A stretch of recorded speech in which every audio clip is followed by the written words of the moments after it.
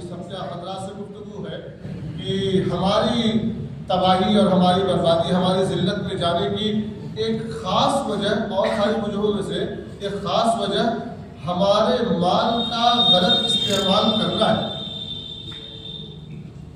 وہ ہمارا مال غلط استعمال کہاں کہاں ہوتا ہے، اس کی 3 جگہیں آپ حضرات سے عرض کرتا ہوں۔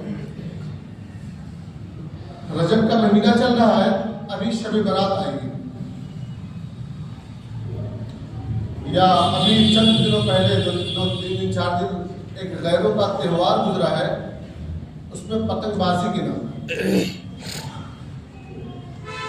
کبھی کبھی کوئی فتویٰ پوچھتا ہے، کوئی مسئلہ پوچھتا ہے کہ مولوی صاحب ہم فلانے کے محلے میں رہتے ہیں اسے، تو ہم تھوڑا سا ان کو مبارکباد دینا یا اسی طریقے سے کوئی اور بات کہنا، تو اس میں ہو سکتا ہے کبھی کوئی گنجائش نکل جائے، لیکن اپنے بچوں کو پیسے دے کر کے ان سے پتنگ اڑوانا، کسی بھی فتح سے پوچھ لیجیے، کسی بھی مفتی سے پوچھ لیجیے، اس میں پیسہ خرچہ کرنا کہ 1 روپیہ بھی جائز نہیں ہے، 1 روپیہ بھی جائز نہیں ہے۔ یہ ناجائز خرچہ آپ اپنے سے کر رہے ہیں اور وہ کام اپنے بچے کو ہم سکھا رہے ہیں۔ 1 روپے بھی خرچہ کرنا پتنگ اور بچے اور پریتی اور پتہ نہیں کیا کیا چیزیں ہیں، اس پر 1 روپیہ خرچہ کرنا جائز نہیں۔ ایک جگہ یہ وہ ہمارا بچہ ہے، تھوڑا سا کھیل لے گا اور اس کا تھوڑا دل بہل جائے گا۔ سال بھر جب یہ پتنگ والا تہوار نہیں آیا تھا، اس وقت کا کیا منظر تھا؟ اس وقت بھی تو بہل رہا تھا، اس وقت بھی تو جی رہا تھا۔ ہمیں غیروں کی مشابہت سے بچنے کی بات کہی گئی ہے۔ لوگ اس کو کھلونا سمجھ لیں تو اس کھلونے پر، اس ناجائز چیز پر، جبکہ اس میں موت کا بھی خطرہ ہے۔ کتنی موتیں ہو گئی، ایک تو اس کے ڈور سے اور دوسرا کتنے بچے چھت سے گر گئے۔ آپ جس دن ان کا یہ تہوار ہوتا ہے اس کے اگلے دن کا اخبار اٹھا کر دیکھیں کتنی موتیں ہوئی ہوتی ہیں، چھتوں پر سے گر کر کے یا ایسے کسی گاڑی سے ٹکر ہو کر کے۔ ان خطرات کے باوجود ہم اپنے بچوں کو دل بہلانے کے لیے یہ ساری چیزیں دلاتے ہیں۔ یہ اسراف ہے، یہ بالکل ناجائز ہے جہاں پیسہ خرچہ کرنا ہے، اور جو اس میں لگا ہوا ہے وہ ناجائز وقت برباد کر رہا ہے۔ ابھی شب برات آ رہی ہے، شب برات پر اپنے بچوں کو آتش بازی کے لیے پیسے دینا، بلکہ آتش بازی کو بعض لوگ اتنا زیادہ، آتش بازی پٹاخہ وغیرہ پھوڑنا، اپنے بچوں کو اتنا زیادہ اس میں مشغول کر دیے ہیں کہ کچھ بچوں کی زبان سے یہ نکل چکا ہے یہ ہم لوگ کی دیوالی ہے، شب برات ہم لوگ کی دیوالی ہے۔ یہ نہایت ہی غلیظ خیال ہے، اور اس آتش بازی پر شب برات کے دن اس پر پیسہ خرچہ کرنا نہایت ہی ناجائز اور حرام ہے۔ 1 روپیہ بھی اس پہ خرچہ ہوگا، اس کا سوال ہم سے محشر کے میدان میں۔ یہ 2 جگہیں ہیں جو عمومی طور پر عام مطلع ہے۔ ایک تیسری جگہ جہاں ہم اپنے پیسے کو برباد کر رہے ہیں اور جس کی وجہ سے ہماری معیشت ہمیشہ تنگ نظر آتی ہے، وہ ہے ہماری شادیوں پر پیسہ خرچہ ہونا۔ اللہ رب العزت نے قرآن میں فرمایا ہے ان المبذرین کانوا اخوان الشیاطین، فضول خرچی کرنے والا شیطان کا بھائی ہے۔ یعنی جیسا شیطان کا برا عمل ہے اور اللہ رب العزت جیسے اس سے نفرت اور وہ لعنتی ہے اللہ کا، ایسے ہی یہ شخص جو فضول خرچی کرتا ہے وہ شیطان کا بھائی ہے اور اسی لعنت میں یہ بھی مبتلا ہے۔ شادیوں میں ہم نے بیجا خرچہ کیا۔ عمومی طور پر ہمارا ہندوستان کا طبقہ کھاتا پیتا ہے، ہر آدمی بڑا آدمی نہیں ہے، کھاتا پیتا 10,000 20,000 25,000 یہی اس کی کمائی ہے۔ وہ 10 20 50,000 25,000 روپے کمانے والا شخص عمومی طور پر بہت کرے گا تو سال بھر میں 2 لاکھ 2.5 لاکھ بچا لے گا۔ جو اس طرح کی مہنگائی ہے، کھا پی کر کے اس کے 2 لاکھ 2.5 لاکھ بچا لے گا۔ اب یہ 2 لاکھ 2.5 لاکھ بچانے والا 10 سال میں 2 لاکھ بچانے والا 10 سال میں 20 لاکھ جٹا لے گا، 2 لاکھ کر کے۔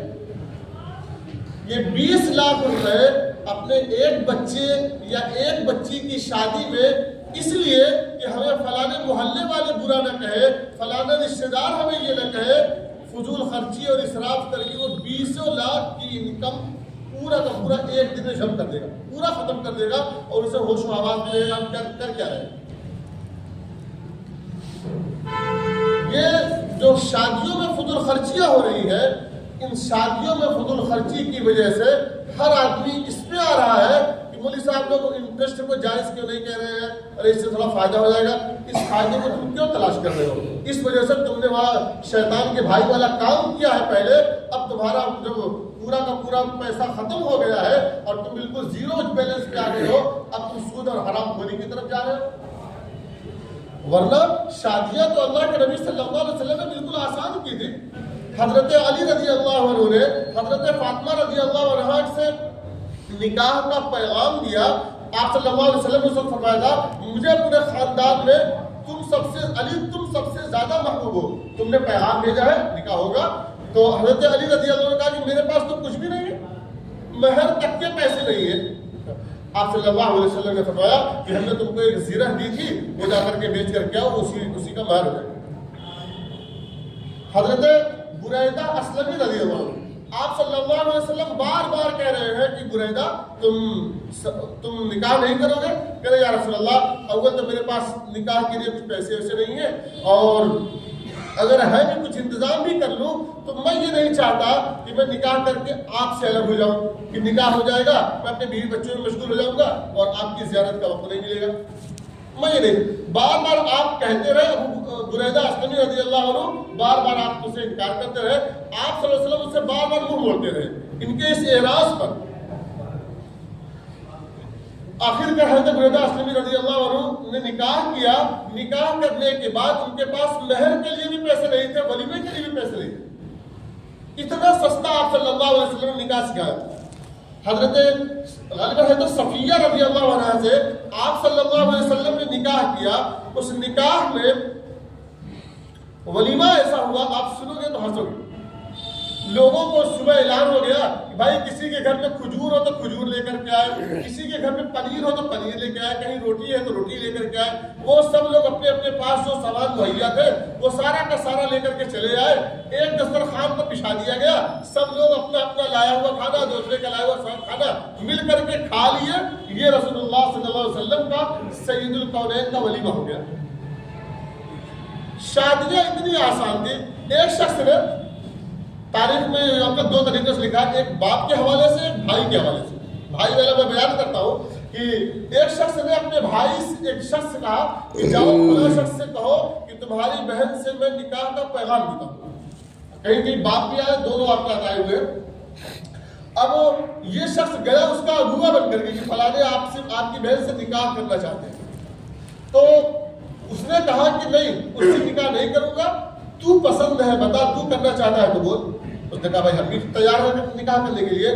وہ گیا اگوا بن کے, واپس ہوا تو نکاح کر کے, اور یہاں آیا, اس سے ملا, اس نے کہا بھائی تمہارے لیے تو وہ تیار نہیں ہوا. ہاں اس نے کہا کہ مجھ سے نکاح کرنے کے لیے میں نکاح کر کے واپس ہوا ہوں.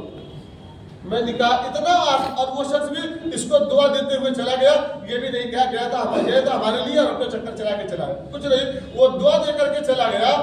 اتنا آسان نکاح تھا تو زناکاری اور بدکاری بالکل مشکل تھی. ہم نے نکاح کو مشکل کر دیا ہے.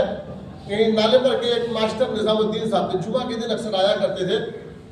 گھنٹوں بات کرتے, کبھی کبھی تو رونے لگتے کہ مفتی صاحب 20 بچیوں کو میں جانتا ہوں کہ اگر نکاح ہوتا تو وہ 3-4 بچوں کی ماں ہوتی, لیکن نکاح اس وجہ سے نہیں ہو رہا ہے کہ باپ بیچارہ کھاتا پیتا آدمی ہے, روز آنے کا انتظام نہیں کر رہا تو نکاح کی کیسے انتظام کرے.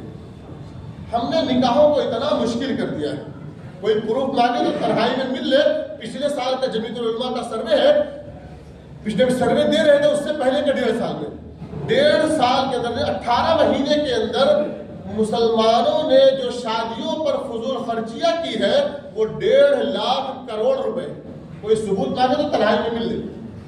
شادیوں میں کچھ نہ کچھ خرچے ہوتے, لیکن جو فضول خرچیاں ہوئی ہیں شادیوں میں وہ 1.5 لاکھ کروڑ روپے مسلمان, خالی ہندوستان کے مسلمانوں نے خرچہ کیا.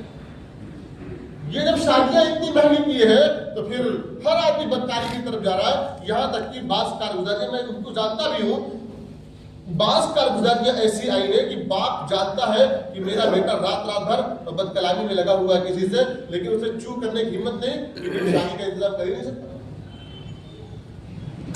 کھانا کھانے کے بعد, پانی پینے کے بعد سب سے بڑا جو تقاضا ہے انسان کا, سب سے بڑی جو ضرورت ہے انسان کی, وہ بشری تقاضے کو پورا کرنا ہے.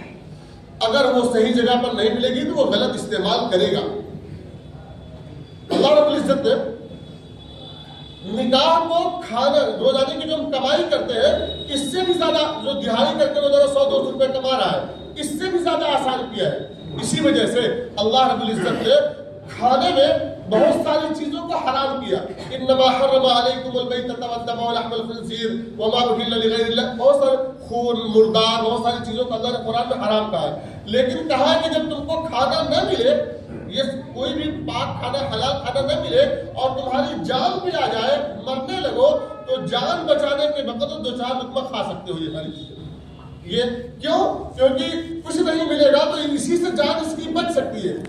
لیکن نکاح کو اللہ رب العزت نے اتنا آسان کیا ہے کہ نکاح اگر نہ ہو سکے تمہارے لیے بیوی کا انتظام نہ ہو سکے تو تمہیں اس کی بالکل اجازت نہیں کہ تم زنا کر لو. اس کی اجازت نہیں دی ہے. کیوں؟ نکاح کو اس سے زیادہ آسان کیا ہے. اتنا آسان کیا ہے، تمہارے پاس مہر بھی نہیں ہے، مہر کو تم کہہ دو ہم کچھ دنوں کے بعد دیں گے. 2 آدمی کو خالی بٹھاؤ اور اس سے کہو میں نے نکاح کیا، اس نے کہا قبول کیا، نکاح ہو گیا. اتنا آسان. ہم نے نکاح کو ایسا زیادہ مشکل بنا دیا ہے، ہر آدمی نکاح کو سوچ کر کے پہاڑ سوچتا ہے بہت بڑا پہاڑ توڑنا ہے. اسی بنارس میں غالباً جس نے مجھے یہ کارگزاری بتائی، یہ جو معاملہ ہوا تو میں نے نیوز پیپر میں پڑھا، محلہ سے بات بھی ہوئی، لیکن جس نے کارگزاری بتائی وہ لوہتا ہے، میں سمجھتا ہوں لوہتا ہی کا یہ واقعہ ہوگا. ایک محلے والوں نے یہ طے کیا کہ ہم اپنے نکاح کو سستا بنائیں گے اور جو نکاح کو مہنگا کرے گا ہم اس کا بائیکاٹ کر دیں گے. اب یہ طے ہو رہا تھا کہ شادیوں میں صرف 5 لوگ 6 لوگ جائیں گے، نکاح کر کے بچی کو لے کے چلے جائیں گے. ولیمے میں خالی ایک طرح کا سالن ہوگا. بس اتنا بات طے ہو گئی اس پوری کمیونٹی میں. 1 ہفتہ 10 دن کے اندر 1,500 سے زائد نکاح ہوئے خالی اس محلے کے اطراف میں. وہ سب رکے ہوئے اسی وجہ سے تھے کہ جب 10 لاکھ ہوگا 5 لاکھ ہوگا تو ہم نکاح کریں گے. ہم نے اپنے سارے پیسے کو انہیں فضول خرچیوں میں، اور اس کی کوئی غرض نہیں ہے. دیکھیں نکاح میں کوئی پیسہ نہیں ہے اور ولیمہ وسعت کے مطابق ہے. اللہ نے 10 لاکھ دیا تو اب 10 لاکھ تک کر سکتے ہیں، بالکل اسراف سے نہیں. اور ولیمہ وسعت کے موافق ہے اور نکاح میں سوائے مہر کے کوئی خرچہ نہیں ہے. مہر اپنے وسعت کے مطابق آدمی رکھ لے گا. لیکن ہم نے وہ رواج اور رسم بنا لیا ہے کہ ہر آدمی چاہے بیٹے کا نکاح ہو چاہے بیٹی کا نکاح ہو، ہر آدمی نکاح میں بالکل پریشان ہے. اسی وجہ سے کتنی خرابیاں آ رہی ہے. آدمی کے پاس 8 لاکھ 10 لاکھ روپے رکھا ہوا ہے، وہ حج کے لیے نہیں جا رہا ہے. کیوں؟ بٹیا کا نکاح کرنا ہے. اگر کسی کے پاس حج کا پیسہ ہو گیا، جو اس سمجھ 4 لاکھ 4.5 لاکھ شاید اس سال کا ہے، اگر پورا جوڑا جا رہا ہے تو 8 لاکھ 8.5 لاکھ روپے لگتے ہیں. تو اگر کسی کے پاس حج کا پیسہ ہو گیا 8 لاکھ 8.5 لاکھ، اگر وہ اتنے انتظام کے بعد حج کرنے نہیں گیا، نبی پاک صلی اللہ علیہ وسلم فرماتے ہیں کہ اس کی کوئی گارنٹی نہیں ہے کہ چاہے وہ یہودی بن کے بنے چاہے نصرانی بن کے بنے.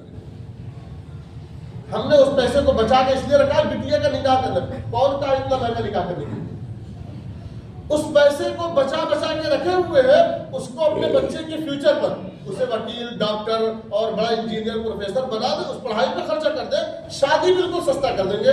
اس گڑبڑی میں دونوں ہیں، بٹیا والے بھی بٹوا والے بھی، دونوں اس میں گڑبڑی میں ہے.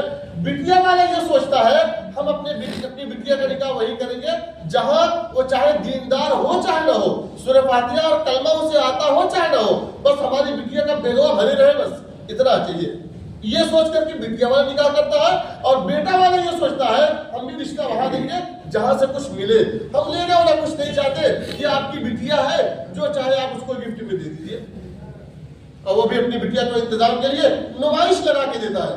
نمائش لگا کر کے جہاں نکاح ہو رہا ہے وہاں سب کچھ رکھے ہوئے، بیڈ رکھے ہوئے، گاڑی کھڑی کیے ہوئے، ساری چیزیں وہی انتظام کر کھڑی. کیوں؟ ہم اپنی بٹیا کو جہیز دے رہے ہیں، اپنی بٹیا کو گفٹ دے رہے ہیں، کسی کو شور کرنے کی کیا ضرورت ہے؟ بھائی اپنی بٹیا کو دے رہے ہو، کوئی آدمی اپنے بیٹے کو گفٹ کرتا ہے تو پورے محلے میں شور کرتا ہے کیا؟ لیکن اس کو فخریہ طور پر لگا کر کے رکھتا ہے. کتنے بیچارے بچیوں کا دل جلتا ہوگا، کاش ہمارے باپ بھی امیر ہوتے تو ہم کو بھی دیتے. ایسی ہائے کے ساتھ تمہاری بٹیا رخصت ہوگی، کب سن پائے گی تمہاری؟ اس لیے ہوش کے ناخن لو اور ہوش کی آنکھیں کھولو میرے بھائیوں. اپنے نکاح کو سستا کرو اور اپنے آپ کو نمازوں پر لگاؤ. اللہ رب العزت آپ کی 90% کی پریشانیاں ایسے حل کر دیں گے. اللہ تعالی ہم سب کو کہنے سننے زیادہ عمل کی توفیق عطا فرمائے. ذرا سنت کا بڑا سنت اس کا